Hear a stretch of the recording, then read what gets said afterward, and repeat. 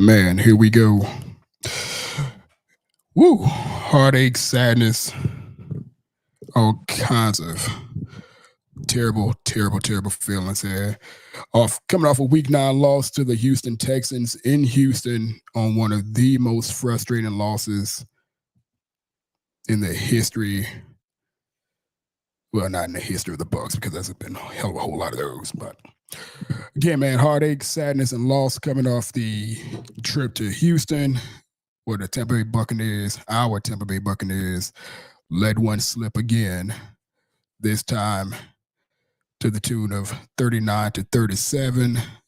After the offense actually woke up, showed up for much of the game, and the defense, right when the offense got it going, right when the offense looked like we were getting ready to celebrate, the offense showing up and staying up and being present for an entire game, the defense went into airplane mode. We're going to talk about that, man, and we also going to introduce and we're going to welcome a fellow Bucks fan from West Virginia. Has an amazing hobby. He has an amazing man cave he's going to end up sharing with us and telling us how he got all of his stuff together. But first and foremost, we're going to talk about this heartache in Houston. But we've got Zack freaking Johnson. Zack Johnson, all the way from West Virginia, fellow Bucks fan. Yeah, he's going to join us, and we're going to talk about this pain. Talk about this pain that we all endured on Sunday. Zack, man, thank you for sharing your time with me, man. How's it going? Good. Thanks for having me. I appreciate the time and the platform. But yeah, say top 10 loss of all time, maybe. Zack, give me 1 second. I'm gonna have to mute myself here. Zack, if you don't mind, man, go ahead and start. Yeah, I was just saying thanks for the opportunity to be here to use the platform. I appreciate the time that you've carved out for me, and yeah, man, that game was rough. Probably top 10 all time losses, I think, just because of the fashion that we ended up losing that game in. Yeah, it was a rough one for sure, man. It was one of the ones that I feel like a lot of people have been waiting for. A lot of people, as in the negative followers of our Buccaneers, a lot of cats who wanted to be able to show that or illustrate that our head coach and that defense wasn't as good as people touted them to be. Myself being one who's commended the defense a great deal because for a lot of the time they have been the backbone of the team. They have been the side of the ball that's kept the team in games. This one, absolutely 100% at fault for that abysmal play at the end of the game. It was, oh God, it's still hard. I just told you, I think, right before we went on the air, I was telling you I literally just stopped cursing. It's 6 o'clock on Tuesday, and we lost around 4:15 on Sunday. Man, it was rough. What were your initial reactions to the end? Just not the end of the game. Let's say the second half of the game. Second half of the game, we go into it with a 10-point lead. How did the game play out to you? And could you ever imagine would be? Yeah, sorry you cut up just a little bit, but I think I got the gist of it. I think my frustration started a little bit before halftime, right? We got 3 timeouts.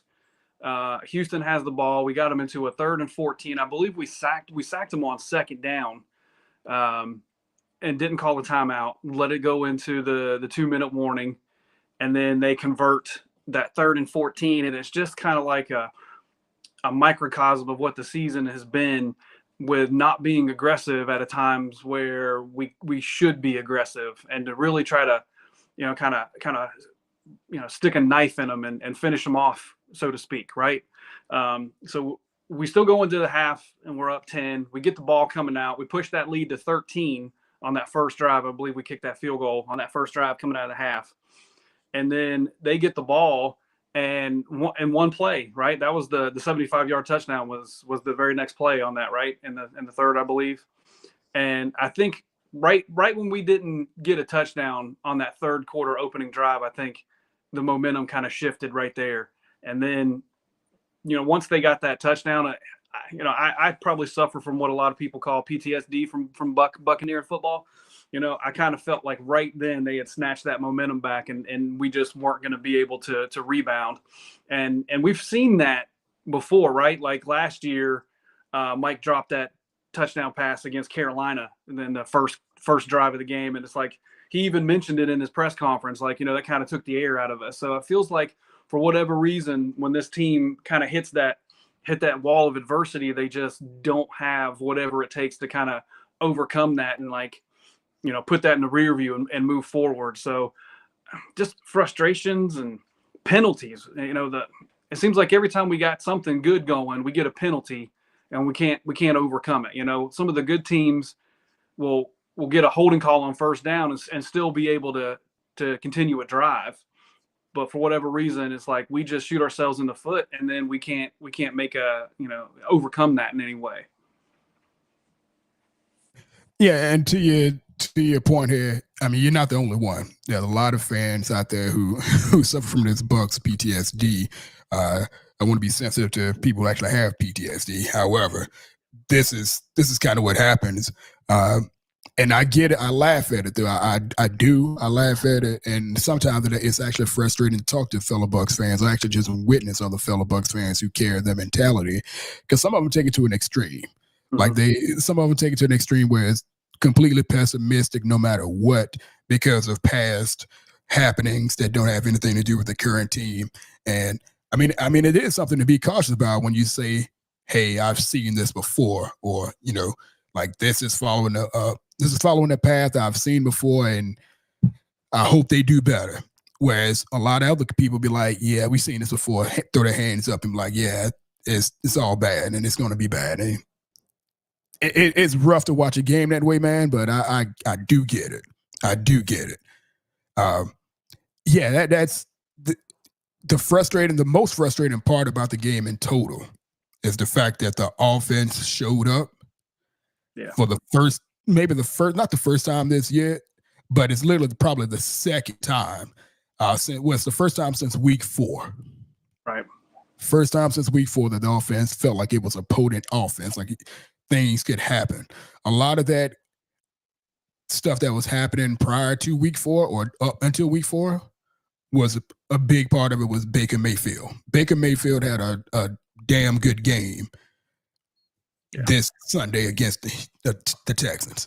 He had a good game. I feel bad for him in a sense because this was the game. This is his bounce back game. Happened to go the way that it went, but it was definitely a bounce back game for him. And I do hate it for him that it turned out the way it did. Yeah. However, I do hope, silver lining, I do hope that Baker Mayfield, the offense in total, Dave Canales and everybody else who's associated, I hope that they see, I hope they get the feeling that they got to go hard as hell to never put themselves in this position again.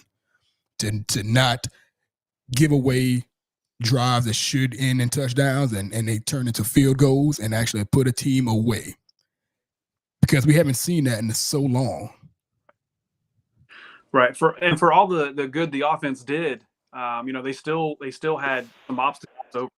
We're still not good in the red zone, and outside of maybe week 1, I think how many targets has Mike seen in the red zone? Like, you've got one of the best red zone receivers in the history of the game, and he's not getting any targets in the red zone. Like, when's the last time we saw a fade to Evans in the red zone? I think it was week 1, right? I think so. We still got a little bit of, but Canales is a rookie play caller, so we kind of expected some of these bumps and bruises. But when you say you're going to use your player's strengths, and you've got Mike Evans, who's one of the best in the red zone, and you're not using him, that's where the frustration comes in. I don't want to harp much on Baker Mayfield. He's at this game. This was his bounce back game in Houston, 100%. But I wonder how much of it is because he's not hitting those plays in practice. Because I've seen when you go back, let's take a look at that game against Buffalo when we might got that last minute touchdown and kind of put us in the we might be able to make it or there may be a chance deal. Even that ball was thrown short. I mean, obviously it wasn't a fade, but that angle to Mike Evans when it was 1-on-1 and the ball should have been a high point kind of a ball, you kind of saw that it didn't make it. I'm trying to think if there was another other play that came to mind. I can't think of the time in the actual the opponent. But there was another time where, we were looking for a fade and it just wasn't there. And then we look at how he struggled at times during the season with the deep balls. So I'm not sure if it's a Mayfield thing or what it may be, but it's he should be getting some way more targets and fades and so forth in the end zones, similar to what we've seen with every quarterback who's played in Tampa with Mike Evans. Right. But yeah, man, again, it was a tough game. And I think immediately after the game, the hardest part for me, no, I'm lying, it's not the hardest part. It was the most frustrating part probably was watching the fan reaction. That was, to me, that is rough. It's rough out there. The immediate firings that people were calling for, the removal of everybody associated with the Bucs was called for. Maybe the most asinine a-hole comment I think I saw was, this is why the Bucs had a hard time getting an offensive coordinator to come on board and play with Todd Bowles. Somebody wrote that and believed it. Yeah. I don't know if their problem's probably more than just football related. Yeah, that's God, yeah. I'm trying to keep this PG, but it's not gonna last. But I swear to you, when I see comments and stuff like that, man, people take, like yourself, sometimes I do as well, people take the past happenings of previous coaches, players, and everything, and then they just compile it all into one moment, all into one disappointment, and you get this kind of a deal. Like media again, like what after the game, a lot of the hindsight and everything comes in. I did it. I knew as a fan, I thought about hindsight, what could have been, what if we scored touchdowns instead of field goals in those first possessions coming out of halftime. What was the one hindsight point that you may have come up with after that game? Oh man. I don't know.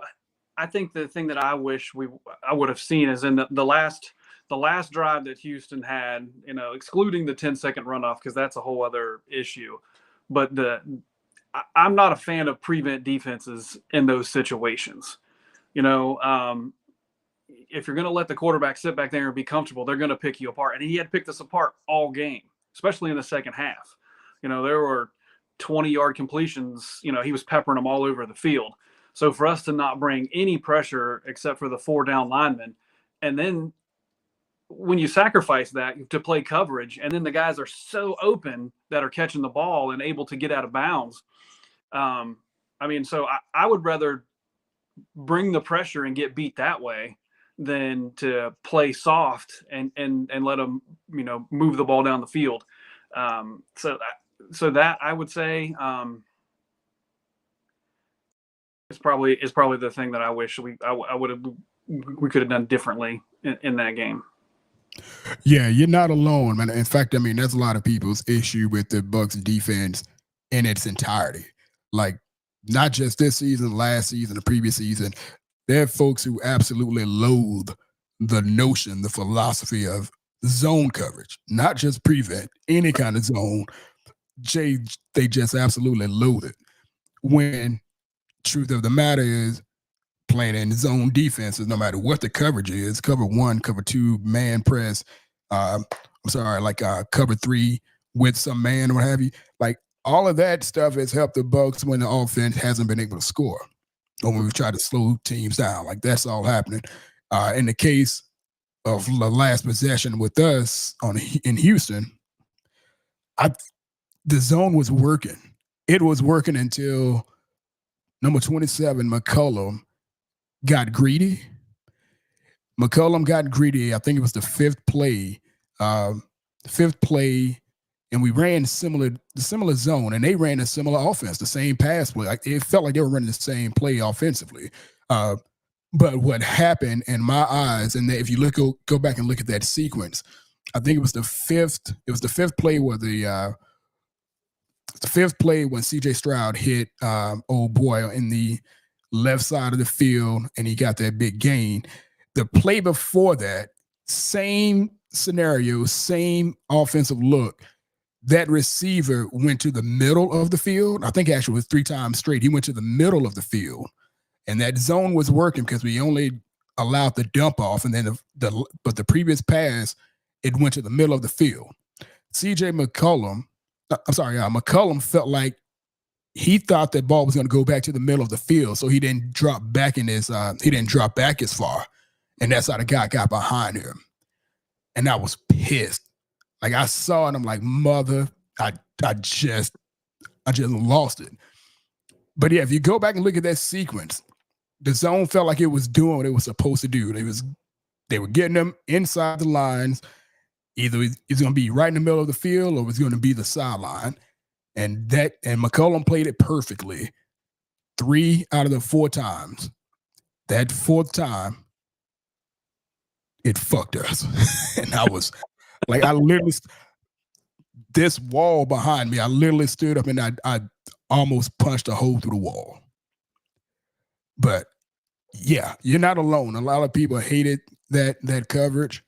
But then again, those people hate zone coverage completely. Yeah. They just hate to see zone coverage, man. But it was. You can't play. Oh, you can't. You can't play man all game. So you're going to have the zone. But I feel like if your strongest defenders are better in man than in zone, when it's a critical play or drive, you got to play to your strengths. And Carlton obviously was struggling in that zone coverage. That's the Twitter GMs. This is Carlton's worst game in the history of Bucks football. According to some folks. I don't believe that. I just think that we're asking him to do something that he's not as good as. His strength is definitely press man, so I'd like to see us play to those strengths more. But you're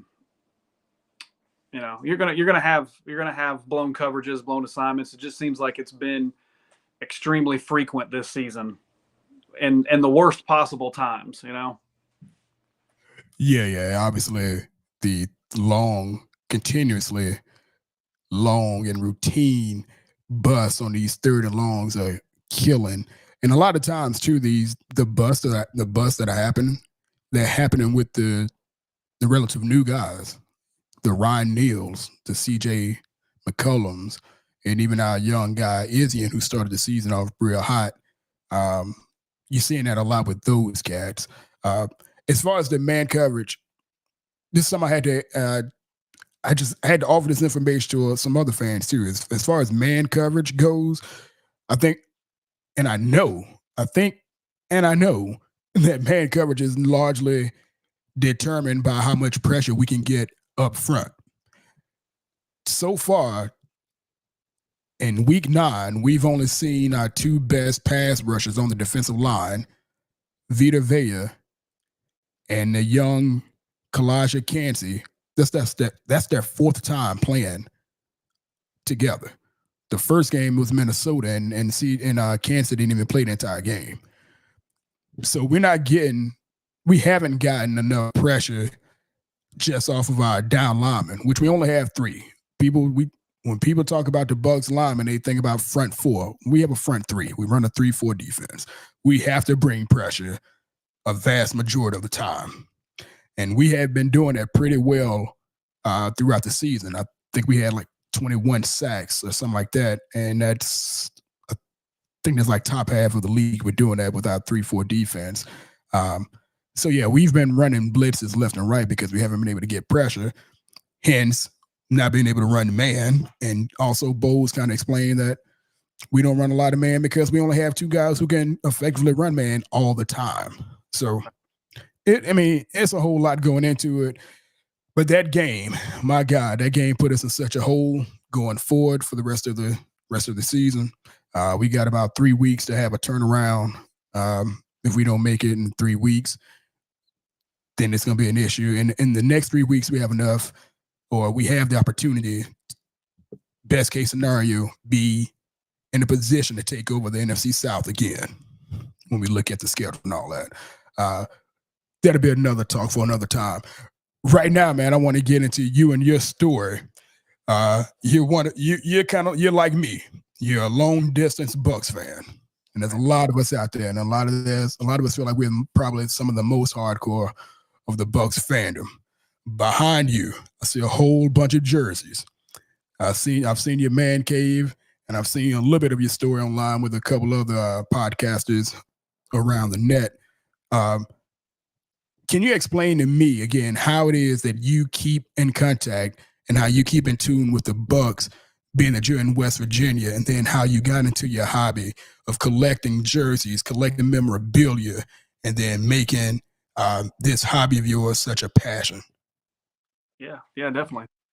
So the way I stayed in touch was is thankfully for the internet. I moved up here in '92, and we had the newspaper essentially. So was waiting for the newspaper to come out to try to stay, in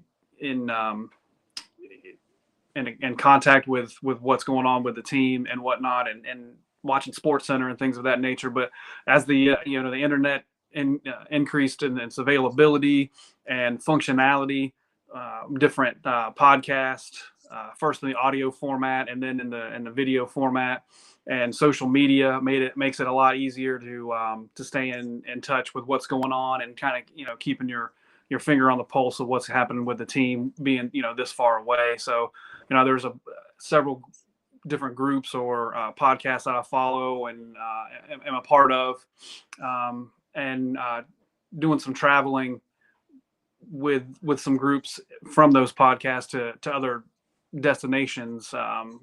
Dallas, Atlanta, Green Bay this year, and just networking that way with different people. So that's kind of how I stayed in touch with what was going on with the team and the community in general. As far as the hobby goes, I've always collected something in some capacity. And about 6 years ago, my wife and I decided that we were going to move. And one of the things I wanted with the new house to have a space. Always that wanted to have one. So we found. If you don't mind, I apologize. You're going a little bit in and out with your audio. If you don't mind, give me that last 2 sentences together. You and your wife decided to move. Yeah, we decided to buy a new house and move. And the only stipulation I had is I wanted a space for a man cave because I've always wanted to have one. So we found a house. I started to, put together what I wanted to do with it, and started to buy, collectibles to fill the space. Started with mini helmets and I have a very addictive personality anyway. So once I started, it wasn't just one or two, it was, 5 or 10 a week to start going. And then I realized that the space was awful big. So I needed to do something to take up more room. So I started to do the full size helmets from there. And then got into jerseys, just the retail jerseys at first. And then somebody on Facebook messaged me one time and asked me if I knew anything about game worn jerseys. And I didn't. I had no idea that was even a thing and you could even do that. So him and I started talking. He actually lived in Pennsylvania, and we ended up meeting and, negotiated a trade, and I got my first game worn jersey in that transaction. And then it was just all downhill from there. I had to get as many as I possibly could. And it's an obsession now to checking checking the auction site several times a day, reaching out on social media, in a Facebook group, constantly staying in contact with people to try to acquire something or get a lead on something. It's super competitive. Bucks especially. A lot of teams will sell their own memorabilia. I want to pause right there. You said especially the Bucks nowadays. I mean, I think a lot of people would find that hard to believe for one reason or another. Why have you found it that it's especially the Bucks being, how competitive it is to get Bucks gear?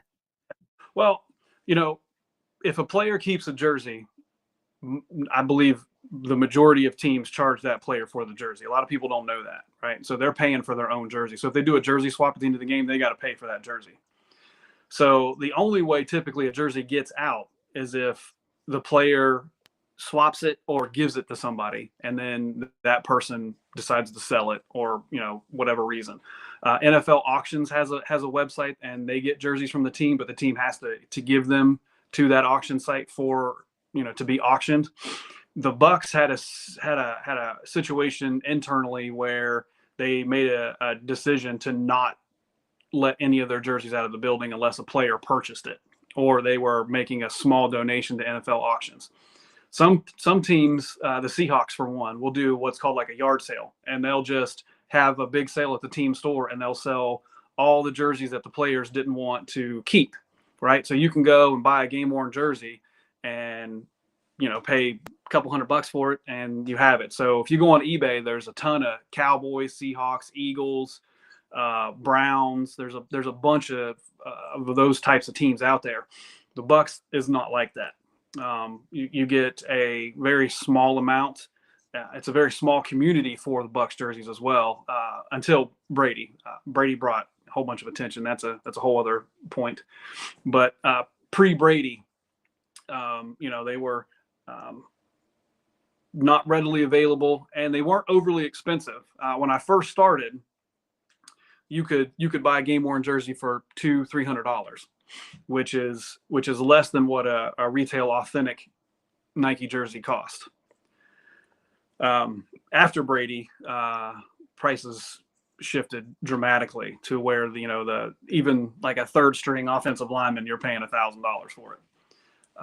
But damn, yeah, a huge dynamic shift.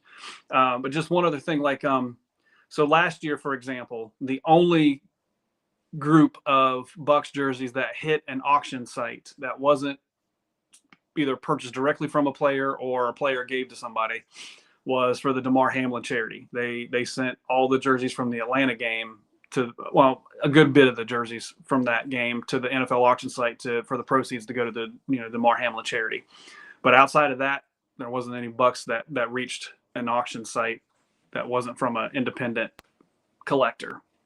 So that's why they're super hard to get. That's great information, man. Because a lot of people would think that there's only a few players on the Bucks that people would want to have jersey wise, collectors wise. People who have done anything historically. Right. Monte Davis, Mike Evans, Tristan Wirfs nowadays, Gerald McCoys and stuff like that. But there haven't been a lot of Bucks fans outside of Tom Brady. You think like mainstream or huge collectors would want. But yeah, that's interesting as hell, man.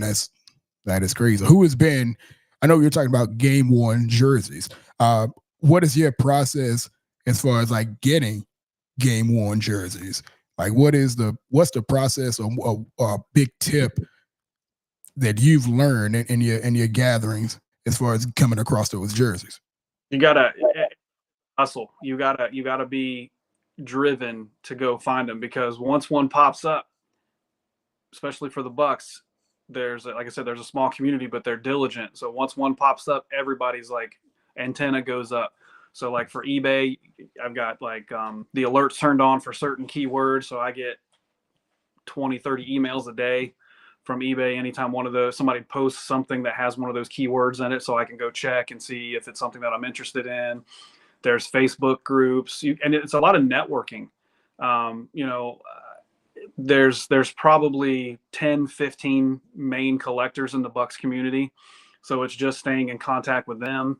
You want to find out what everybody else is looking for. So, if you can find it, then maybe you can use that to negotiate a deal for something else. So it's a hustle. You constantly got to be at it. I check eBay and the different social media groups that I'm in multiple times a day just to make sure that something doesn't come up, because like I said, once it pops up, if they're usually gone within an hour. You very rarely see something on eBay that actually goes the full time on the auction, because somebody's probably contacting the seller and being like, hey, I'll pay you X amount for it now if we can just close this out.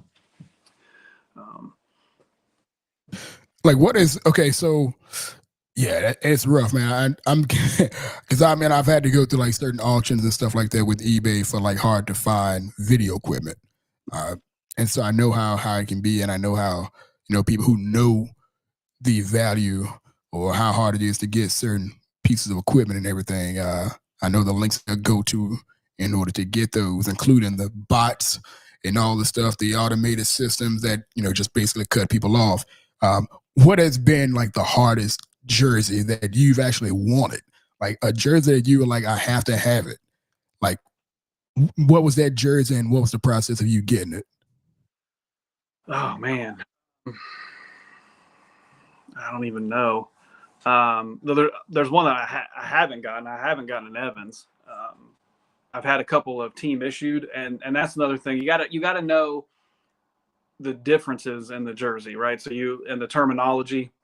It takes a while just to get comfortable and just being able to carry on a conversation with someone about what it is you have or what it is you're looking for, because there's a couple of different variations in the jerseys themselves. So a team issued jersey is one that was made for the player, because each jersey is tailored to the player's specifications, right? They all have a preference on how the jersey is made. Does it have elastic around the waist? Is it cut a certain way? Some quarterbacks like the sleeves that don't have the elastic. Ryan Griffin, for instance, has a slit cut in his throwing arm, so that it gives him a little bit more flexibility and motion in his arm. So a team issue jersey is one that has been made for the player to their specifications, but it was never worn. So those become available. So I've had a couple of Mike Evans team issue jerseys once. So like I said, they were made for him, but he never wore them. But I haven't been able to secure a game worn Evans to date. Other than that, I mean, if you want something bad enough, you will overpay. So if I know somebody has a jersey in their collection that I want, and they're not actively trying to move it, I know that if I go in to try to get that from them, I'm going to have to overpay. So I'm either going to have to give them, more in a trade than I normally would, or kick in some cash to try to seal the deal. But if somebody's trying to sell something, then it's a little bit easier to obtain it, obviously, because they have that desire to move it. All right, real quick. Is your wife around? Is she listening? No, she's upstairs. Okay, what's the most you end up paying for a game worn jersey? That's a good question. I am to a point now where I seldomly pay a full price for a jersey. It's usually to the point where we're trading, or it's a trade cash scenario. But the one that I probably paid the most for outright was a Chris Godwin jersey a couple of years ago. I think I paid $2,100 for it at the time, and that was right before Brady signed. It was a 12 Godwin jersey, and thankfully I got it when I did, because after Brady and the Super Bowl, the price on Godwin went up about 2.5 times. But that was probably the one I paid the most for at the time. Now I've done a deal where I bought four jerseys at once, and if you average them out, it's it's a little bit more than $2,100, but it was a multi jersey deal. That is, whew, Yeah. yeah, that's a good bit of money, man. That's, I mean, a lot of people would think that. A lot of people would say that's way too much to pay for any one thing, Mm-hmm. right? But again, when you're that passionate about the hobby and the, I guess, just the adventure and the adrenaline rush that you get from a hobby in that fashion, man, you spend whatever, I guess, to enjoy that hobby. If it's still an enjoyment, you know. Right. And it's a little bit different about this than say sports cards, for instance, right? So they may do a sports card and it's a 1 out of 10 or whatever. Every single one of these items are a 1 of 1 item, right? You might have a Russell Gage or a Chidi Ahanotu jersey, but you don't have that one, right? So everything that's in here is one of a kind. And some of these jerseys have been worn multiple games because, like I said, not every player pays to keep all their jerseys. So you can have some of these jerseys, like I'm pretty sure I've got a Keanu Neal jersey from last year. It's his red jersey. I'm pretty sure he wore it all year. So that makes it more collectible to me, right? I want to see the repairs on the jersey. I want to see the transfer marks, the grass stains, the tears, everything that makes it unique. The more of that, the better. So if they've worn it and it's gotten ripped in a previous game, the team will sew it back together and they'll play in it again. So all those things make it much more, to me, valuable. You want something in mint condition, but with this, the rattier, the dirtier, the smellier it is, the more valuable it is. Yeah, man. Like I said, I've seen some of your jerseys in your man cave and some of your jerseys and everything around. I know eventually you and I are going to talk several more times here about the collecting itself and some of the tips that you can give on to, you can pass on to other people who want to get into the hobby, or at least just learn what it takes to get into the hobby. But also, again, all of the jerseys you have, and like you said before, you wanted to have a man cave. You have damn near the ultimate man cave when it comes to Bucks fandom. You're surrounded by jerseys, artwork, some I see some of the championship belts and everything. Just speaking about the man cave itself, how long did it take for you to acquire some of the other things other than the jerseys in order to put everything together? Yeah. So like I mentioned before, I have an addictive personality. So when I make a decision about something, it's all in. And luckily, one of my best friends is an artist. So all the artwork, the paintings that are down here are from one person.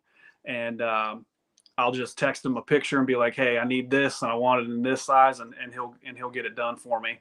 I've lived in this house for going on 6 years, and I didn't have any of this stuff except for maybe 200 mini helmets and 50 regular size full size helmets when I moved in. So everything that I've accumulated down here has been in the last 6 years, from the artwork to the prints, to the championship belts, which are a really cool item. I like to collect things that are different or unique than everybody else.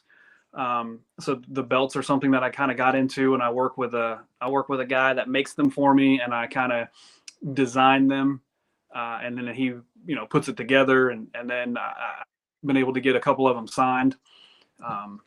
So those are pretty cool. The prints that you see up around the top back here, that's an artist that's he's actually out of Pennsylvania. I found him on Facebook, and him and I probably talk 2 or 3 times a week, where he's either drawn something for me, or I'm asking him if he can draw something for me.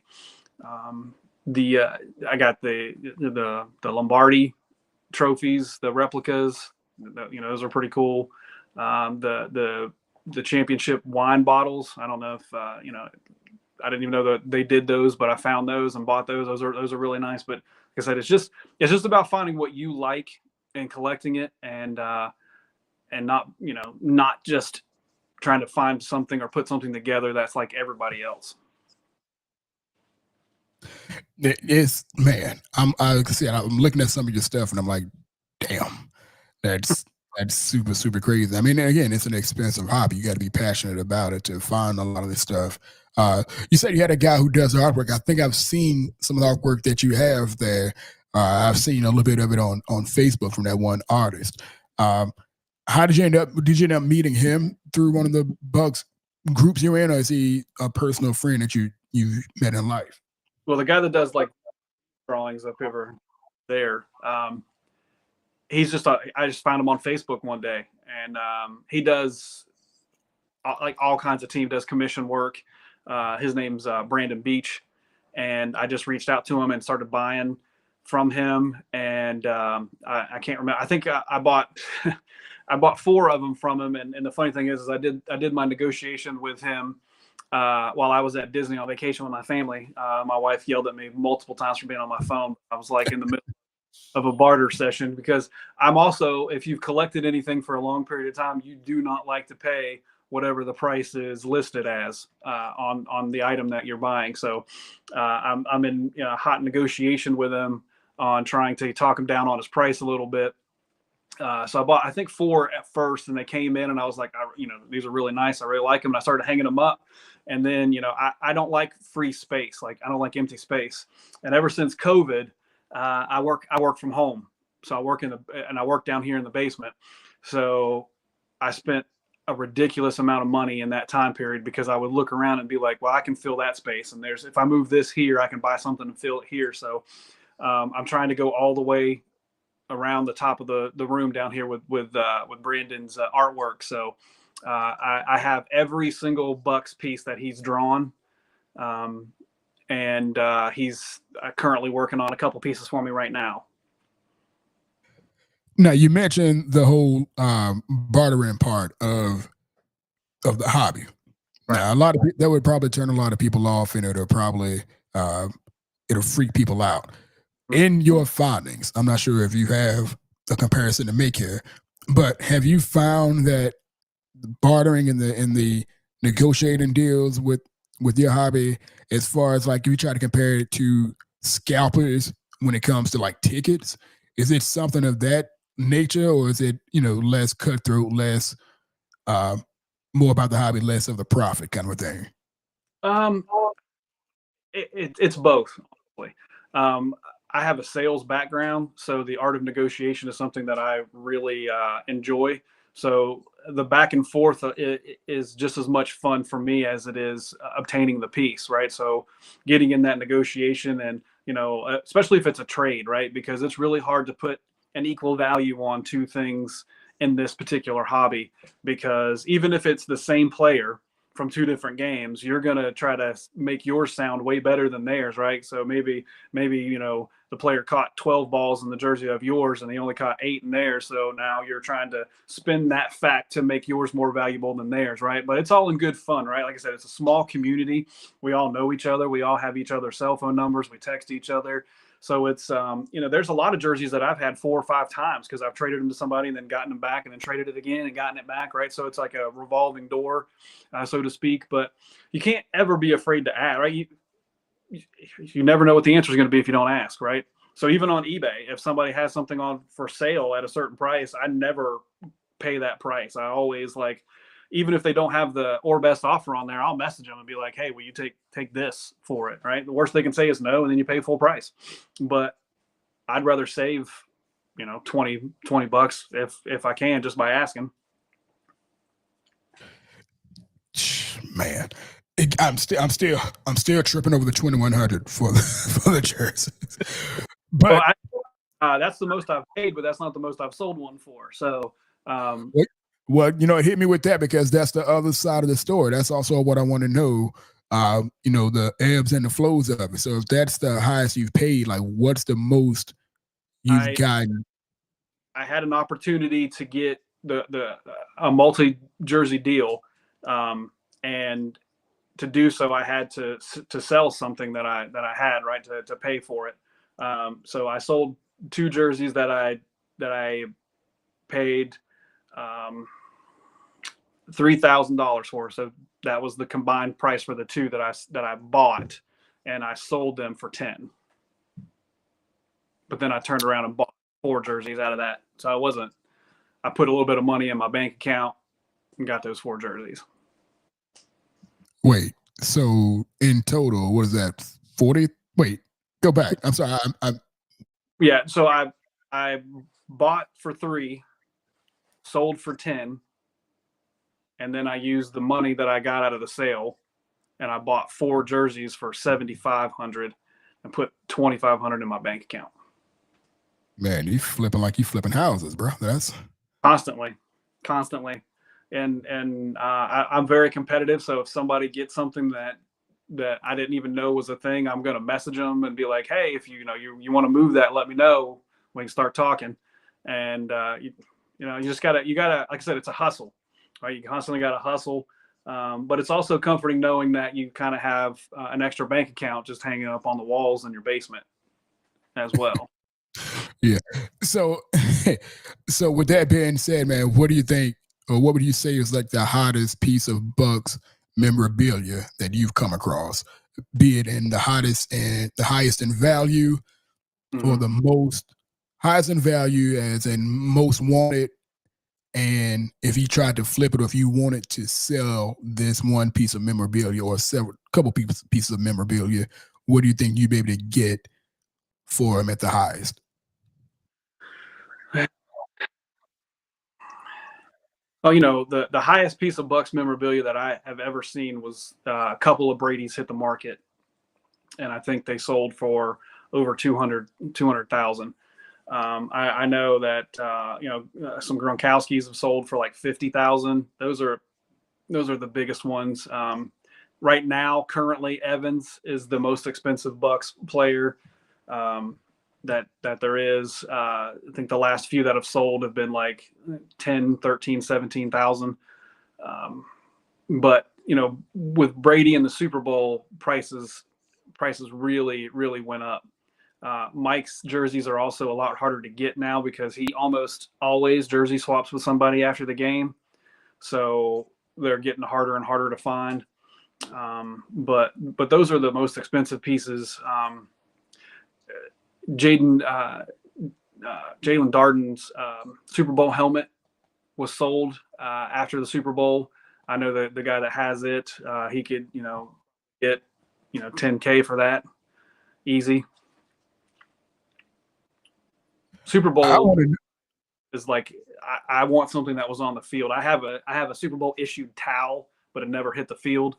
And I've got a couple handfuls of the confetti, but I would really like to get something that was on the field for the Super Bowl, but there's just not a lot out there. I think Scotty Miller's cleats were sold, and there's a couple of towels that were sold from the Super Bowl, and Darden's helmet, I think, is about it that I know of. Yeah, I'm still kind of pissed. I have a friend of mine, this guy I work with. He does the halftime show for every Super Bowl. Or he did all of the halftime shows before I think Jay-Z and his production group took it over. Mm-hmm. And he used to always just show up on set with, memorabilia stuff. Just came from the game. Like, yeah, he just happened to not work the Bucks Super Bowl. Like, right. Bastard. I don't know about the footage of Mike after the Super Bowl. He took his helmet and threw it into the stands and said, I was just about to ask you about that. Like, do you know who has that? No. It had to. There's a small group of people that buy Bucks stuff that don't post it anywhere. And I don't know if they're just fans of that particular player or they're fans of the college that player went to. I know there's a couple of people that have Ndamukong Suh jerseys, but they're not Bucks fans. They're Nebraska fans. So they collect players that went to Nebraska. So I don't know if it's something like that. And some collectors are extremely private about their collections and they don't put it anywhere, or so you wouldn't even know that they have it. But I've never seen that Evans helmet pop up anywhere. But somebody caught probably $25,000 that day. Yeah. It was a kid too. I think it was a kid that ended up getting it. Yeah. Helmets are a little bit different, especially before this season, because they could only wear one all year. So there's only one helmet per player prior to this season, right? So with jerseys, there could be up to 16, 17, 18, 19, depending on how many games you play and if you kept them all, right? But with a helmet, that's it. There's only one helmet per season per player, unless it gets broken and they have to get another one, but because you had to wear the same helmet all year. So their game worn helmets are rarer than. And how many game worn helmets do you think you have now? I'm not a helmet guy. I prefer. Okay. I have 2 helmets here, but they're retail helmets, and they were given to me as a gift. So that's the only reason I didn't sell them, because I won't get rid of something that somebody gave me. All right, but you're not a helmet guy. You don't go after those. Strictly jerseys. Well, not strictly jerseys. Other stuff, but definitely not a helmet guy. Yeah, I don't do the. There's guys that do all the pants, the socks, the gloves, the undershirt. I feel at some point we're just collecting laundry, so I don't do all that. But there's guys out there that will have a full mannequin and will have shoulder pads and the helmet and everything on it, which are, those are pretty cool. I do have a pair of game worn shoulder pads. They were just included in a trade that I made, and I tried to display them. I just couldn't find any way that I was satisfied with it, so they're just kind of in the closet. Cool. Well, man, I'm gonna let you get out of here in just a little bit, man. But I just got a couple more questions. One, I guess I'll start with this one, or be the beginning of the end here. You have to be a relatively private person as far as the amount of gear and the amount of memorabilia you have. You mentioned earlier that you basically have like another bank account pretty much in your basement. Right. What lengths do you go to keep it under wraps? As to, obviously you have photos and everything, you have photos and videos that are around the net. How private are you as far as keeping people out of your house? Because as far as like keeping guests away and stuff like that, like I'm a pretty private person in general. I don't have anything. Most of my stuff of value is in storage. I don't even have people at my place, but I have as much. You basically have a museum in your basement. No, I host funky. Almost every Sunday we got people over watching football, have Super Bowl parties, other get-togethers. I think I take that aspect of it for granted based on where I live. I live in a very small town and in a very small state, so I don't even. That's not even something that I think about, fortunately. Yet, thank God. But well, I probably will now. So thanks. Yeah. No, because again, man, you have so much stuff that is just such desirable items. I mean, even if you weren't a Bucs fan, just a sports fan, having the stuff that you have is awesome. And I love it, love it, love it. I wish I had something similar to it. So, and another thing for, when you get into collecting like this, you can talk to your homeowner's insurance company and make stipulations for it, to where if there's some sort of damage or theft, that you're covered for it to an extent. So there are protections that you can do of that nature, to kind of protect the investment that you have. Yeah, that was a great tip, man. That was one of the last things I was going to ask you about. Any last tips that you have for anybody who's either a veteran memorabilia collector, be it Bucs or some other some other team or organization? Like, give me like one major tip that you would give to a fan. Let's say a fan who's starting to collect jerseys, who's fortunate enough to come across a jersey and they want to get it autographed. I mean, there's specific types of pens you should use. There's specific type of markers. Certain jerseys don't go well with certain markers or certain materials. Like, what is the one big? Give me one big no for collecting a jersey.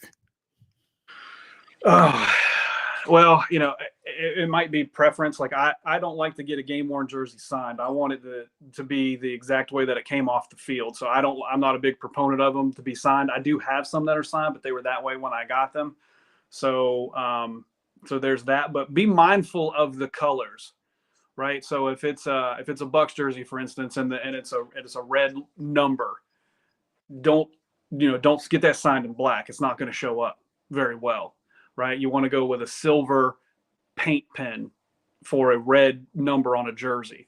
The white numbers you can use black; that's fine. I wouldn't go with a Sharpie. Sharpie's got a better chance to bleed than a paint pen does.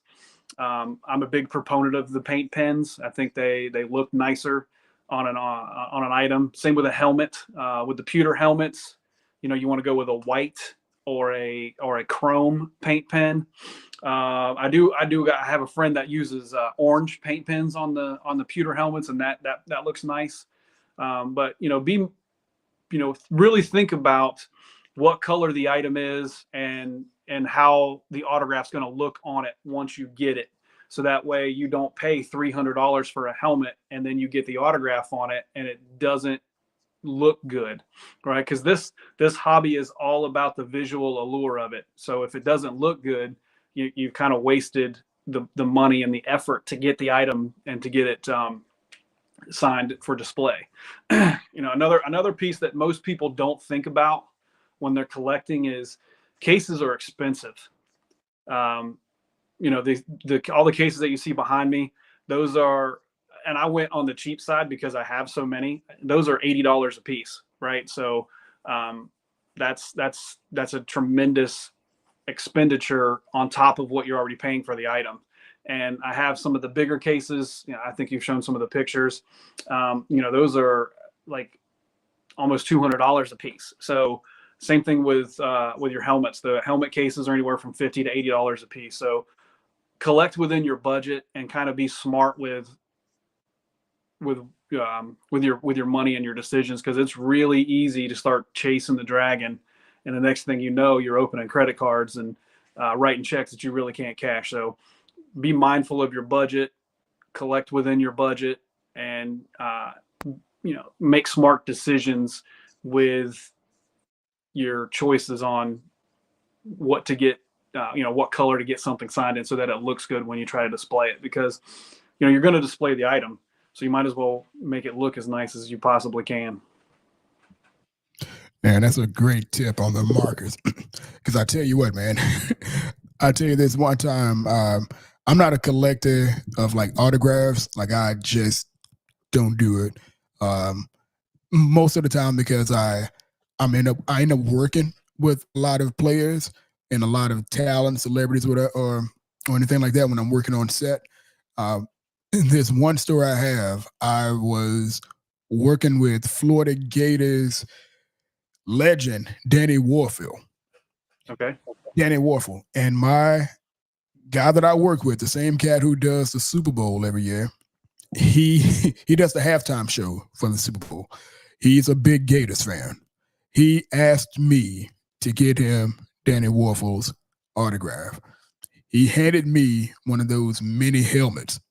Mm-hmm. He handed me one of the mini helmets, and I drove on the job from Orlando to Gainesville, worked the whole day with Danny Warfield as his handler, basically telling him what he was doing, how he was going to need to do it, how he was going to need to do it, putting him on set, taking him away from set, doing all these things for and with him. I'm already embarrassed that I already have like a working relationship with this cat, and I'm having to ask him for an autograph for a friend. I'm like, hey, man, look, I hate to do this to you. I apologize. It's not for me. I have a friend. He's a Gators fan. Would you mind signing this mini helmet? I don't know where I got the Sharpie. I thought it was a grease pen. I think it was gray, so I thought it was a grease pen. I thought it was fine. on this orange helmet. It looked great. Mm-hmm. It looked great on orange. It was silver on orange. Mm-hmm. I take this mini helmet, put it in the backseat of my vehicle, 2001 Chevy Monte Carlo, drive back to Orlando, get out of my car to hand this proudly hand this off to my friend. And then as I pull it out of the bag, the helmet was sliding in the case and it smudged the autograph. I looked at it like you can barely read what it was. I just looked at it and shook my head, and I didn't even say anything. I just, hey, man, and just walked off. I was like, man, if I didn't know anything about it. I didn't know anything about it. I thought everything was fine, and autograph is an autograph, or pen is a pen, helmet is the helmet. Yeah, I made that mistake once. I had a guy that lived in the area where Trent Dilfer lived, and he had gotten him several times. So I was able to get a Trent Dilfer game worn jersey, and I wanted to get it signed. So I worked out with him that I'd send him the item and I'd pay him to get the autograph for me, and I sent him the pen that I wanted him to sign it with. And I made the mistake of using a white paint pen on a red number, thinking that it would work because it works on the pewter helmets. And he signed it, sent it back to me, and the red base, it just almost absorbed the color, and you could barely even tell that it was autographed. So, I wasted all that money to get the jersey, and then to have it signed, and then to get it back, and you couldn't even read the inscription at all. The signature came out somewhat decent, but the inscription was almost non-visible. So, I think everybody has made a mistake at some point in time with their collectibles. So hopefully we can help some folks out with that. Oh, indeed, that's definitely the goal. One second there. Hey, check. Yeah, I got you. Hey, okay, sorry about that. But yeah, that's definitely the goal going forward. You and I will be talking again in the future. We'll figure out the frequency, but I definitely want to have you back to speak about your collectibles, what you have new in the collection in the upcoming weeks. We'll also talk about a little bit more about how the Bucks are going.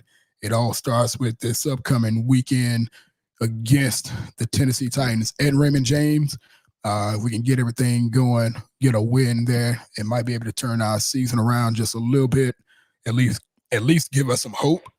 But beyond that, again, you and I will be talking about how the season's going, as well as some of these tips and tricks we can give to other Bucks fans and other fans of collectibles, just so a lot of people can get more into this hobby, man. It's super interesting, and it's the competitive level of it, as well as the excitement of the competitive level, just coming from how hard you have to work and how much you have to hustle to get some of these items, and I guess, man, just the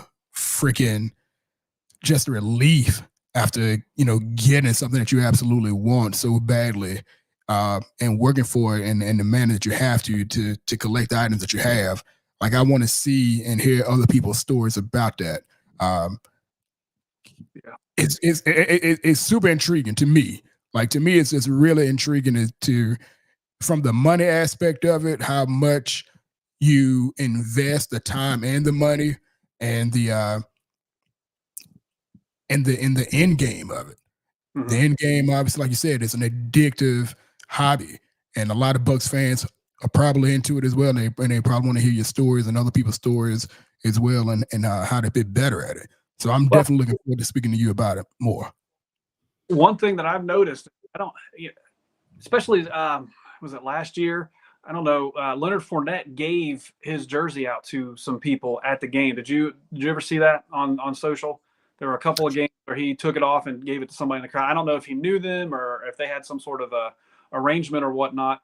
But then, like 2 weeks later, I saw that guy on social media post a video of himself wearing the jersey at the game.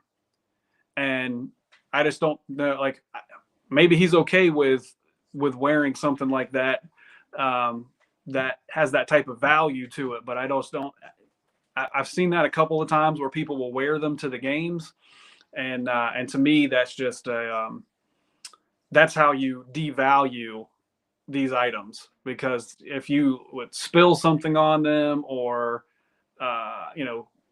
cause a tear, or catch the patch on something and it starts to come off, now it's not, that damage isn't from the game, so it's now worth less than what it would be. So I just don't know if there's an awareness around these items. So that's another thing that I'd like to get addressed, is if you ever get that chance, because like that's a bucket list item for me, is to get a jersey from a player at a game. And to see somebody wear that, it just like completely blew my mind that that person was wearing that jersey. And I was like, that's like $2,000, and he's just kind of wearing it now and eating stadium food in that jersey. But that's how my mind works, which I don't think most people would even second guess that. No, I don't think I've seen that. But I do see quite often, though, a lot of people who they're not they're fans wearing their own personal jersey that they've had signed. I won't even do that. Like, I won't do that ever. Like I said, I'm not even big on autographs. I've gotten several in the past, just because I was at functions in which getting an autograph was the thing. Mm-hmm. But I've never been a collector of autographs, but I have a few, and I've never worn that item. If it's an autograph on it, like, I don't know how and why that would be a decision that made sense to anybody. So, yeah, that's a little crazy. Yeah, hopefully nobody out there listening do anything that crazy. If so, stop it. Stop it right now. But anyway, man, I want to thank you again, Mr. Zack Johnson of West Virginia. Wait. I can't let you get away without this one last question there, man. And I know you're a fan of Loose Cannons podcast and Summer and all those cats there. That's who the traveling crew that you end up meeting a lot of cats with. I don't agree with a whole lot of stuff that young fella says, anything like that. Not that I have anything against him personal at all. But one thing that we agree on, I knew this, and I hope this ain't offensive. I mean, you might even know where it's going there. The bane of our existence, with the exception of this 4-game losing streak that almost caused me to punch a hole in the wall. The one thing that myself and a few other people agree with is this freaking John Denver and his country roads foolishness. So, because you're in the state of West Virginia, what is your take on this? And have you been at any of the games in Tampa when this foolishness has taken place? Well, I'm going to have a much different opinion on this than probably every other Bucks fan. For me, it ties two things together, right? It ties my love of the state of West Virginia and my love of the Buccaneers together. So to me, I'm a fan of it, but country roads should only be played after a win. Okay. That's when it should be played. It shouldn't be played in between the quarters, especially when we're down 17 points. It should only be played after a win. And I was fortunate enough to attend the Bucs Saints game last year, where we came back, won that game. And that was the first time that Country Roads was played at Ray J. So I was there. I got a jersey from that game because I really wanted to have a piece of memorabilia to remember that moment by. So I was there in attendance when it was first played. I got a jersey from that game where it was first played. And at this point, I would much rather see them stop doing it so that I can stop seeing all the hate on Twitter about it than them playing it, because I have got to experience it. But I can understand the animosity towards it, considering that there's really nothing that ties the two things together for the majority of folks. But for me, it means something different. But I also don't like seeing all the hate on Twitter about the situation. So I would much rather see them stop playing it just to appease the masses. And no disrespect to West Virginia, all right? And people who live in West Virginia, the great state of West Virginia itself, nothing wrong with it.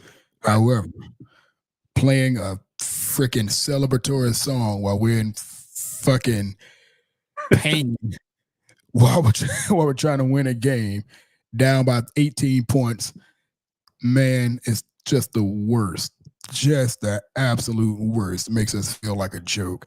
But again, no disrespect to the great state of West Virginia and its residents. You guys are fine. PA announcer, whoever it is controlling the music at Raymond James Stadium, you got approximately 6 days to get your thing together, and you better not play it come Sunday, win or lose versus the Titans. Zack Johnson, man, again, I want to thank you for your time. Again, you and I will be talking again in the near future about the hobby of collecting. I will list your social media, Twitter, and I think I have your Instagram as well. If not, I'll make sure I get that in so people can follow you and your journey in the collections world. Anything you want to leave with fellow Bucks fans before we get out of here? I think just if you're passionate about something, make sure you pour everything into it and collect what you like. Don't ever let somebody tell you what you should be collecting or criticize what you should be collecting. You know how much every time I post a picture of this wall back here, I get 3 or 4 people that are like, the room looks cool, but your selection of players is trash. And it's like, yeah, I guess I can see where you're coming from, but you don't understand that it's a one of one item. It's a totally different way to collect, but I don't let that bother me. I'm still gonna collect it, still gonna post it. I'm gonna be proud of what I have down here. So, don't let anybody steal your passion for your hobby. And that's a great look on life in general. Don't let anybody steal your passion for anything you have, especially in this hobby that you have right now, the hobby of collecting in memorabilia. But again, thank you, fellow Bucks fans. Thanks for listening out there. That is Zack Johnson, a fan of our Tampa Bay Buccaneers, regardless of what the record is. We still got a chance. He's a fan. I hope you guys are staying on the ship, fans as well. I will be coming back to give a little bit more insight about Sunday's game, Sunday's loss to the Texans, and also taking a look at what we got coming up against the Tennessee Titans. Again, that is Zack Johnson. I am Robert Green. Thank you guys so very much. We out here.